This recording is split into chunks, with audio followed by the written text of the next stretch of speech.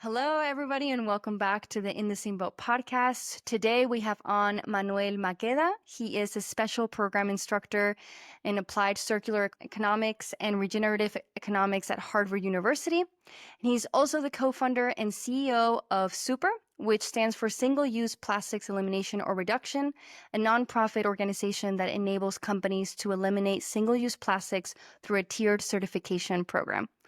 Welcome to the podcast, Manuel. Thank you. Thank you for having me. Yeah, thank you so much for coming on. I'm really excited for a conversation. To start, I just wanted to ask you what led you to end up working with circular economy, single-use plastic, and just the plastic pollution world?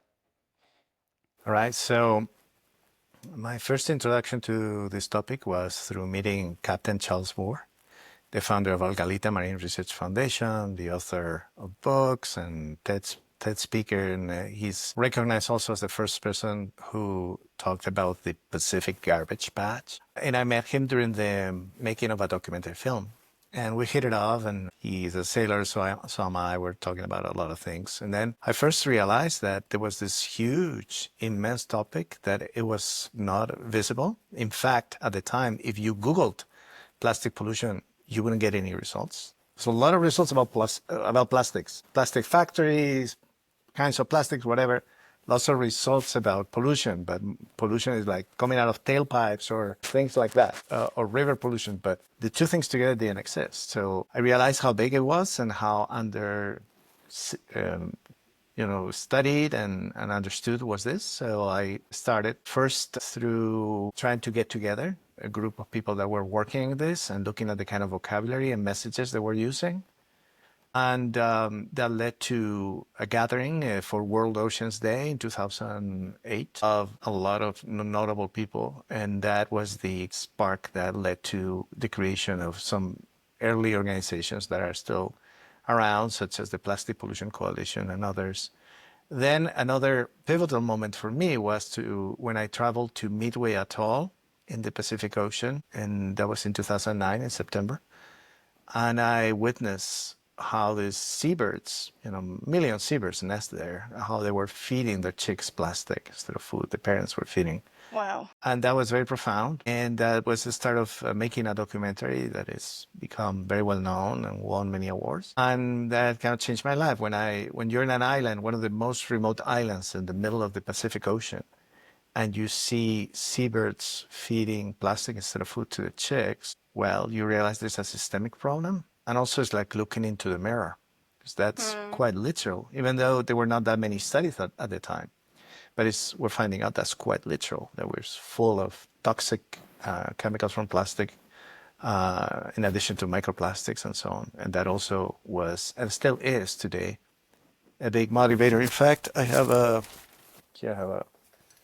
know if you can see this jar. Yeah. That's the stomach contents from one of the, just one chick. One albatross. You can see the bottle caps. And that was inside of the stomach of an albatross. Yeah. You can go to albatrossthefilm.com, and you can watch the whole film for free there if you want. And you can see the pictures. So this was from one of those iconic pictures that photographer Chris Jordan took. So that's one stomach. This other jar is just a collection of items that I also pulled out from different stomachs. There's like a hypodermic syringe needle, Coca-Cola bottle cap, felt marker from a whiteboard, and all kinds of things. So, oh my God, this is not an academic endeavor. It became like something very personal when I witnessed this thing happening. Wow, that is really terrifying. Even as somebody who is seeing firsthand, a lot of the times we find nets that are filled with birds that are dead. But just seeing those bottle caps, they're really big. The fact that they were inside of a stomach of an albatross is insane. Yeah, you'll find whole toothbrushes, markers, disposable razors, disposable golf balls, disposable tampon applicators. It's pretty insane. It's very surreal, as you just said. Yeah. Yeah, especially because it makes you, again, realize that the trash that we throw away does not disappear. It does end up somewhere, and more likely than not, it ends up in nature and then affecting all of the wildlife and ecosystems. Well, yeah, I mean, I can imagine that's a big motivator to want to get into this world. And I actually saw one of your talks from years ago where you spoke about the term marine debris and where Yeah. it came from, which I found really interesting because I had no idea. So if you could tell us a bit of like, where does marine debris come Well, that from? was actually a motivator at the beginning because it just got me so angry that the term that was used for a long, long time to describe marine plastic pollution was marine debris. Hmm. So even the organizations working on this at a very early stage, they say, yeah, we're fighting marine debris. It's like, what is marine debris? Isn't it like a coconut that falls in the ocean, marine debris? What is it? And if you go to NOAA's definition, it includes everything from derelict fishing vessels to almost anything floating in the ocean as a marine debris. So then I delved a little bit deeper into this and realized that, for instance, when some plastic companies and some, for instance, packagers like Coca-Cola and so on, when they gave grants, they use this terminology, and they also mandated that the nonprofits use the terminology. That they use the terminology because it's a perfect euphemism. It doesn't mention the word pollution. It doesn't mention the word plastic, marine debris. It doesn't get more bland and euphemistic as that. So that was one of the early objectives of my work, was to do away with that particular nomenclature and replace it with effective description and accurate description such as plastic pollution. So nowadays, when I see there's an international treaty at the United Nations with plastic pollution in its title, it always makes me smile. Feels like a little bit of a personal victory, even though there was, of course, a great number of people that worked together to make this possible. Well, yeah, I had no idea, and it was quite eye-opening. And maybe I shouldn't be surprised that just the idea that all these polluters, this marine debris came from the polluters to take away focus on the actual pollution and plastic pollution. So that was really interesting. I mean, I think a lot of times even we still use the word marine litter, which Yeah. is like maybe a tiny bit better because you're using litter. But now after I heard that, I was like, I have to stop using marine litter because it doesn't also tell you what it is. It can also, it's quite vague as well. So it's like plastic pollution. Also, there's litter. There's a litter. There's somebody who's Mm, it's like it's already putting the blame on someone who hasn't disposed yeah, of it properly. yeah. Plastic pollution is more systemic in the sense that just our economic activity is tied to a misuse of plastic that leads to pollution, which is important as well. This is not a problem of improper disposal of plastics. Mm. It's a systemic problem. Yeah, that's interesting. And I want to explore a bit more of that, of like it's not necessarily waste management that is the actual problem. It is also that it's a systemic issue of the fact that we're producing just too much plastic, unnecessary plastic.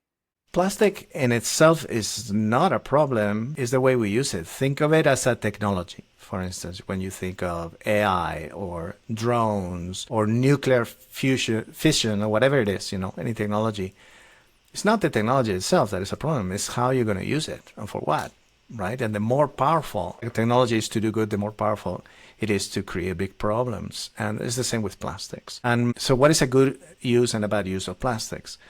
Well, plastics have these characteristics. They don't break down. The planet cannot digest them. However, they break up. They would fragment into smaller and smaller and smaller pieces all the way to molecular level, but still, nature cannot digest that. So they become a toxic and digestible plague. In addition to that, the way you get plastics to be so useful is through additives. Putting a lot of additives, you can make them colorful, transparent, rigid, flexible, whatever. It's amazing. But that list of toxic additives that you put into plastics to give them those properties is secret. So they're an intellectual property, a secret material with non-disclosed components that are dangerous to human health. So when you have a technology that is like that, there's two things you should never do. First, use that material to design things that will become garbage. And second, use that material to make things where you're going to put your food and your drink.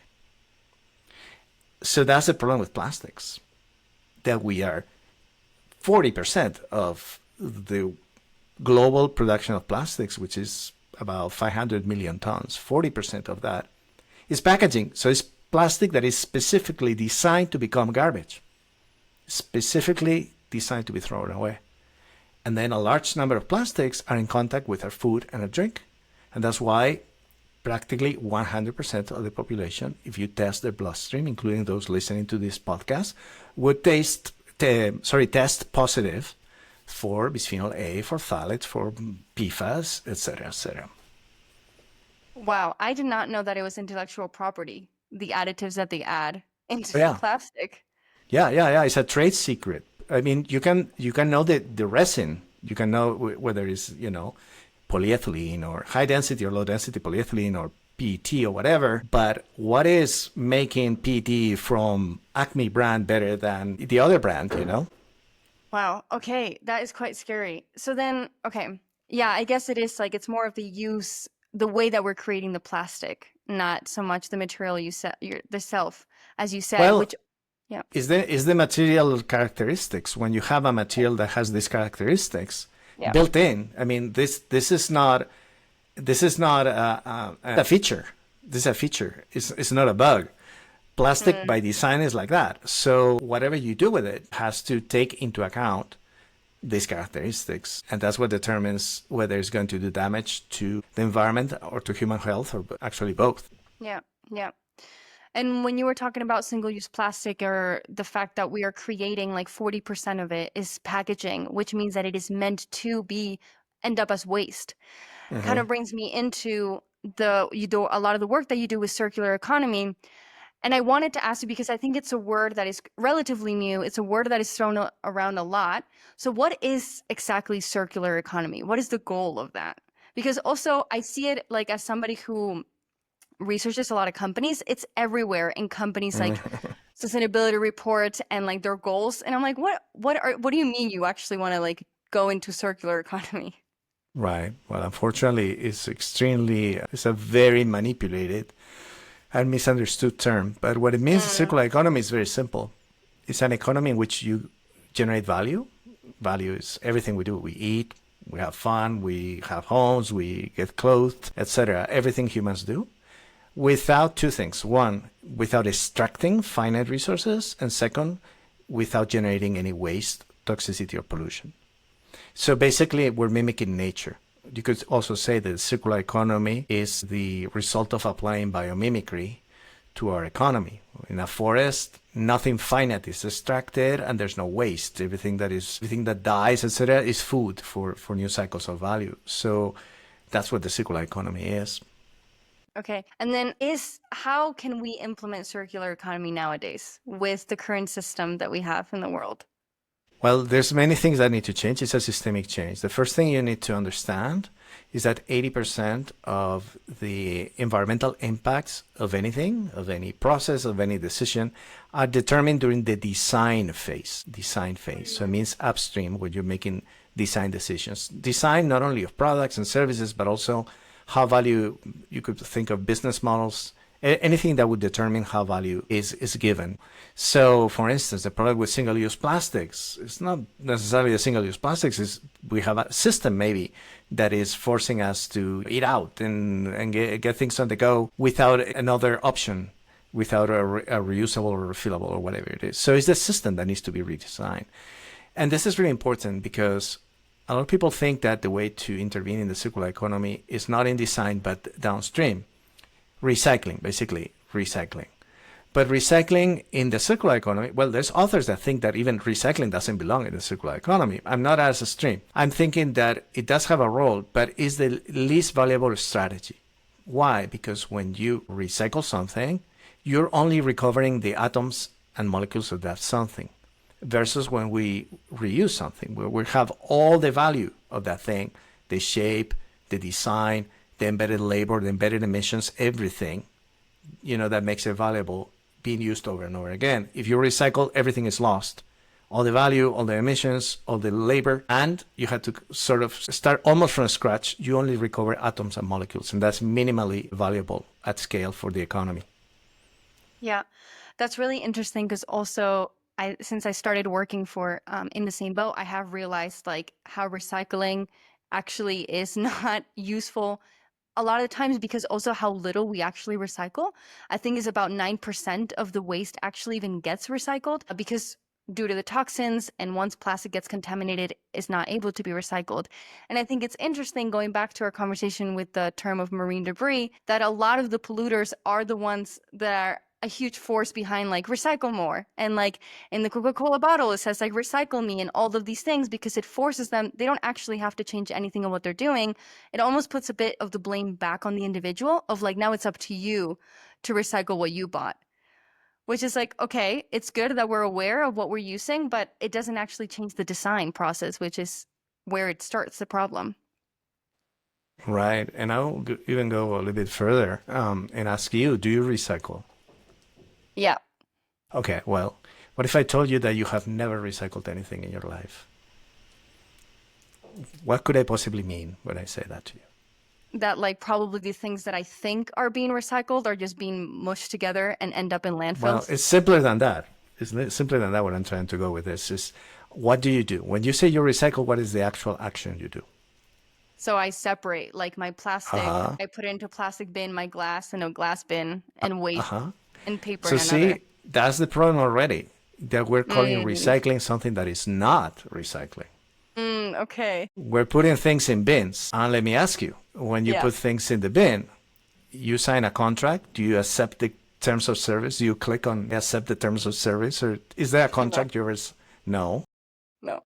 Also, are you paid, or more commonly, do you have to pay for recycling and garbage to be collected? I mean, I guess in Spain, like you would pay, like you do have to pay a garbage fee every year Right. In for most it to get countries, people Yeah, pay and communities pay a yeah, you lot of do. money. Yeah. So you have no contract Mm, and you don't get paid, but you pay, which means there's a negative value. So you have derelict objects with negative value that you are putting in some container after some whatever, home sorting that you do. yeah. And that is what we call recycling, which is at best you could call that a process of separation, separating, right? And then it gets collected. That's what municipalities do. They collect it. So at least typically it does get collected and disappears out of sight and out of mind. Not only that, but when you do that, you get a little bit of a dopamine rush. The more crap you put in those containers, the better you're gonna feel.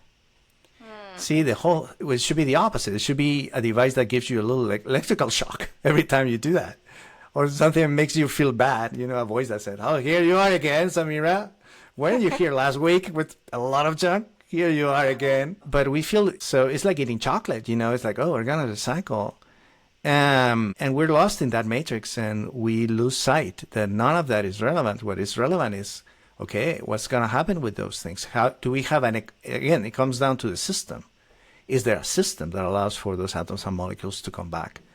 And the only way for something to get recycled, it depends on two parameters and two parameters only. It doesn't matter where you live in the world. It does it have purity and does it have value? Things that have purity and have value at the end of life, and that value means not absolute but relative to the new thing. Like the recycled plastic has to be competitive with the new virgin plastic, otherwise economically it will never be used, right? So unless you have enough purity and value for those materials to compete with the virgin materials, the system is never going to work. Yeah.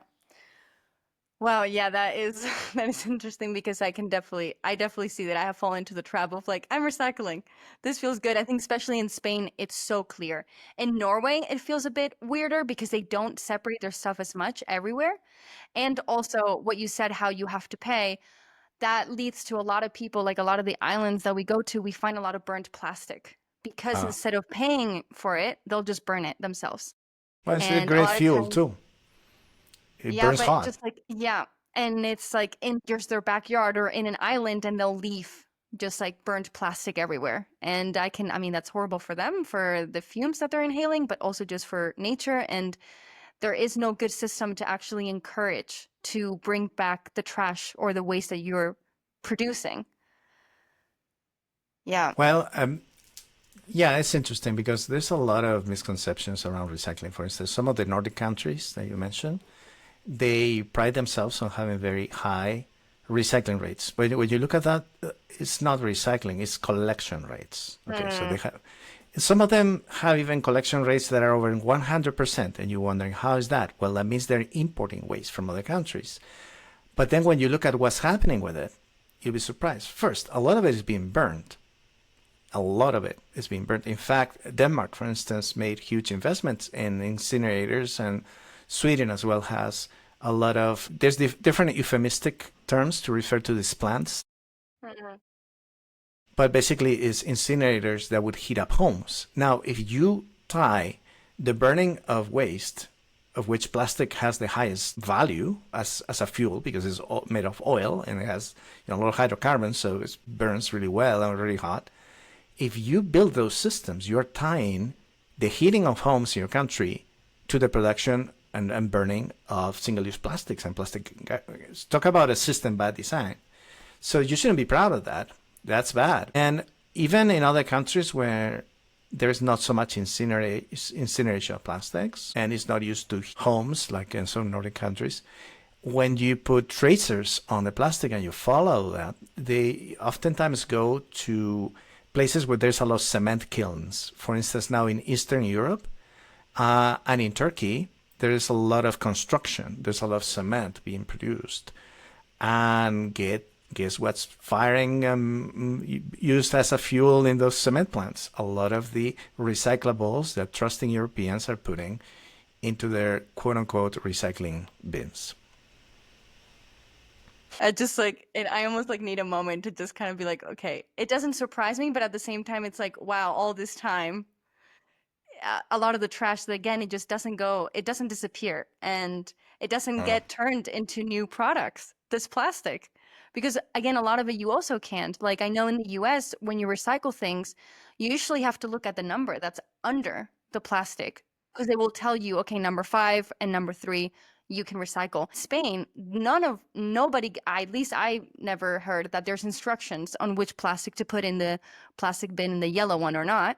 So we put everything. And a lot of the times I look at things and I'm like, we're like mixing these two things that one of them is recyclable and one is probably contaminating everything else. So that means like, what can you really actually do with where it goes? It's just that when you don't see it, then it's easy to kind of be like, okay, hope for the best. right. You're really hoping for the best, but it's actually typically the worst. I mean, there's some plastics that have a good recycling rate, such as PET, that Mm, is competitive. And what the EU is doing is mandating recycling, a certain recycled content as a way of forcing the demand and helping with the not competitive price that some of these resins have, creating a demand for recycled resins. So some plastics are fairly recyclable, PET, HDPE, but again, you have lots of colors, you have mysterious compositions, you have different sizes. For instance, a lot of the smaller plastics never get recycled typically. Everything is certain under a certain size will fall through the sorters and not be used. So the whole process is really messy. And if you could see the back, kind of what goes on in the background, you'll realize that there's a lot of it's a greenwashing. It's a way to make us feel bad for creating waste and putting it out of our minds, and it's actually as systemically detrimental because it's preventing the system from having a deeper transformation, which is what is needed. yeah. Yeah. And so I think, for example, for some of the companies that we speak to, some of myself and some of my colleagues, there's always it feels like we have to convince people that there is value in cleaning and that there is value in wanting to take the plastic out of the environment Uh-huh. and that feels really frustrating because for companies there's still no value. Plastic maybe and actually changing their design doesn't bring money in. Do you think that like how can we create a system where companies can still, I mean, in my opinion, I would want capitalism to change about the way that we work. But like, how can companies be part of a circular economy while still, I guess, making profit?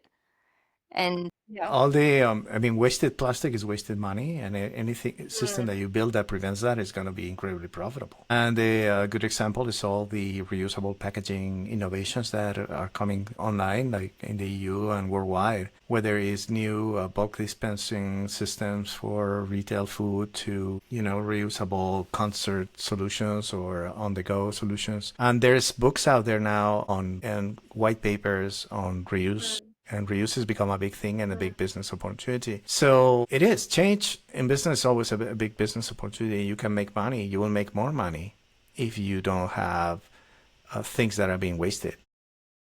Mm. In terms of convincing companies to pay attention to cleanups, I think cleanups are amazingly important in terms of education and also engagement. And I see companies, I've taken part in cleanups that were always educated. I mean, we need to understand when we clean up the ocean, we're not really making a dent. Even if you had 100 times the number of vessels that you have and thousands of them even, you wouldn't make a dent because it's also a dynamic system. By the time you even get on your boat, and look at your GPS and come out of the harbor, by that time, this new amount of garbage that has entered the ocean, more of it that you could ever clean in your whole life. But it's really important to do it because by understanding what's out there, we really can connect to it. It's like when I went to Midway. I didn't go to Midway, made a film about the albatrosses just to save the albatrosses, but to save ourselves and to change the system. And it's also very engaging. You can bring companies, employees, people across the supply chain to these experiences, and it's life-changing. Yeah. And by the way, you don't need to go to Svalbard. You can do this anywhere you live in the world.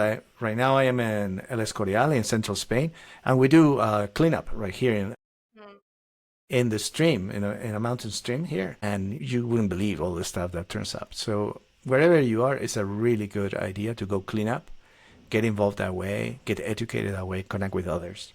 Yeah, yeah, absolutely. Yeah, yeah, 100%. I mean, I saw it with myself with volunteering with In the Same Boat and our volunteers, but it also is interesting when you were talking about that with, for example, cleaning here in Spain in more maybe sometimes even urban areas, how desensitized we are from garbage, because I know that I saw garbage in nature before I went to Norway and saw it in like big amounts in nature. But when I see it in a city, it's like almost easier for my brain to just like not even really consciously be aware of it. I just kind of walk past it.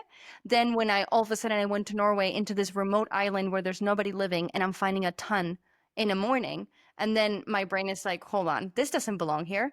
So even like people living in cities and more urban and like communities, it's like we've normalized being surrounded by waste constantly. Yeah, it's all normalized. Plastic, one of the interesting things about plastic is invisible for most people. Mm. It's invisible. And once you allow yourself to see it, then it's life changing because first it's going to be scary because you're going to realize how pervasive it is. I mean, from cradle to grave, like if a baby is being born right now in the hospital, guess what's the first thing they're going to feel when they come out of the womb? Like the gloves, the plastic Uh-huh. gloves of the Probably, doctor. probably, most likely.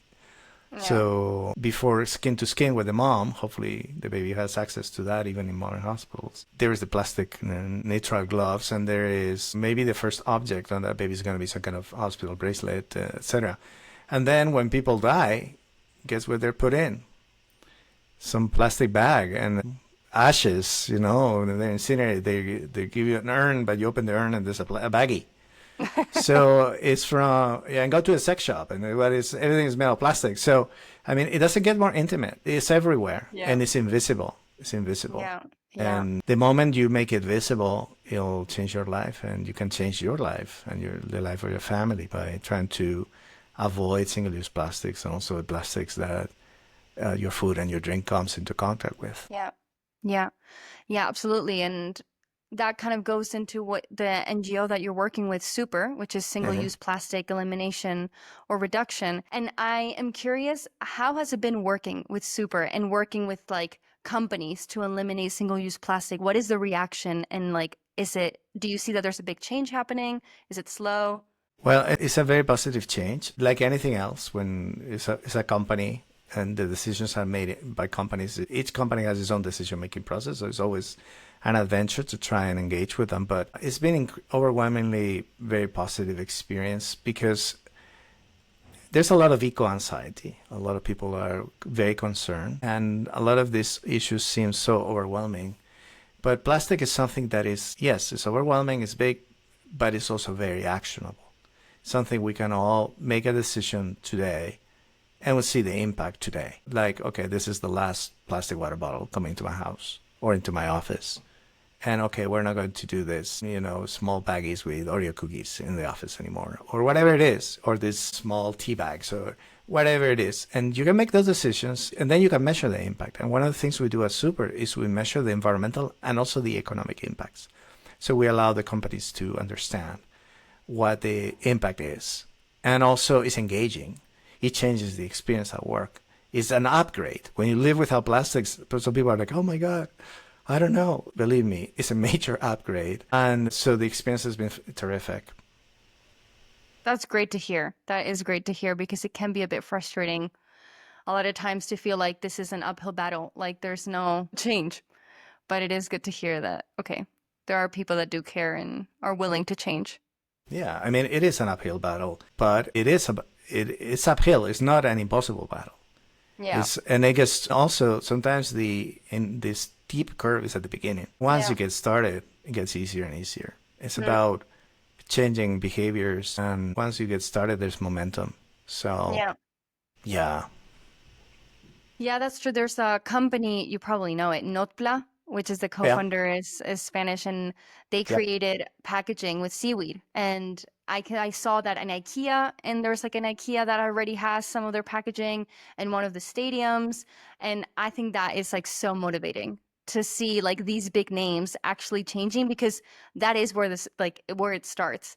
It's a bit sad, but it also is like if one company does it with a big name, all of the rest are going to feel like it's so much easier to target us, so then they'll follow the crowd. And that's good also. Like a little guilt, it's okay. It's like, okay, let's guilt trip them into using this. Also seaweed, I mean, it's incredible property. Yeah, it's interesting because there is very little empirical evidence that people will change their behavior based on education or even based on concern. So you can, make people feel horrible about using single-use plastics. You can educate them in, everything that's going on, all the consequences, blah, blah. But to drive behavior change, sometimes things like imitation are a lot more powerful, And that's ample scientific evidence. We are hominids, are monkeys, Yeah. kind of monkeys 2.0. And a lot of times scaling behavior change is more about creating that kind of comparison and imitation and belonging and all those feelings that are so powerful. And when you use them for something good, it becomes an excellent way to push forth change. Wow. Well, that is a really fascinating because it is something that we're talking about internally always. Is like, how do we engage people? We see it on social media that a lot of the videos where we show the trash don't get nearly as much engagement as maybe our sailing videos or just like a funny video of the volunteers being together, because I think people are just like, they don't want to take in more. I mean, even I see it with my own feed. There's times where I need to like look away from everything that's happening. So it is like, you're not educating or forcing somebody to feel bad, but like imitation. So I guess like sending trends and it being mainstream is a good thing.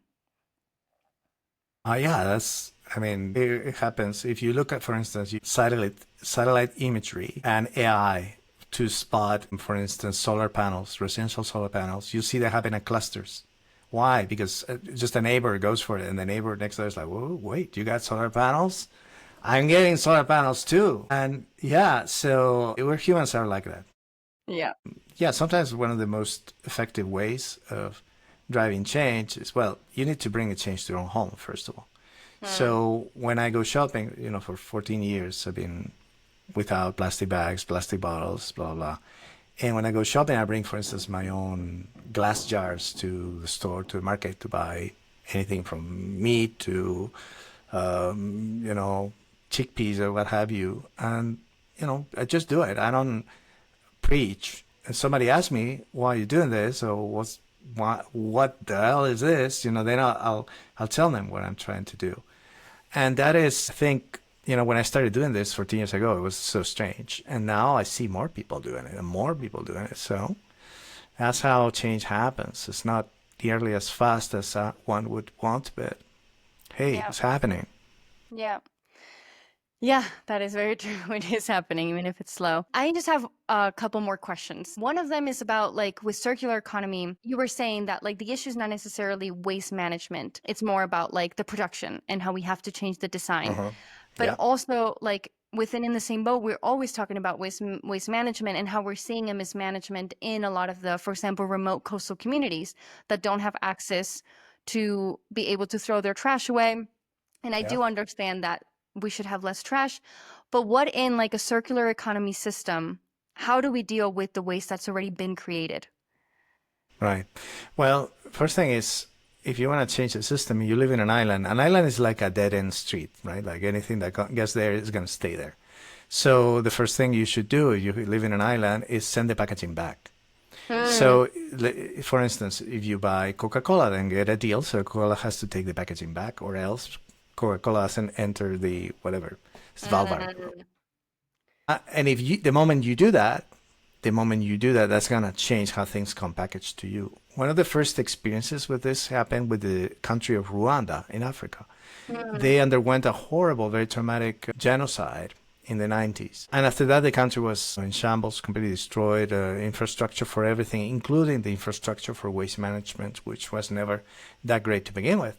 So one of the things that the legislators enacted right away is a law by which importers of goods into Rwanda were responsible for shipping back the packaging.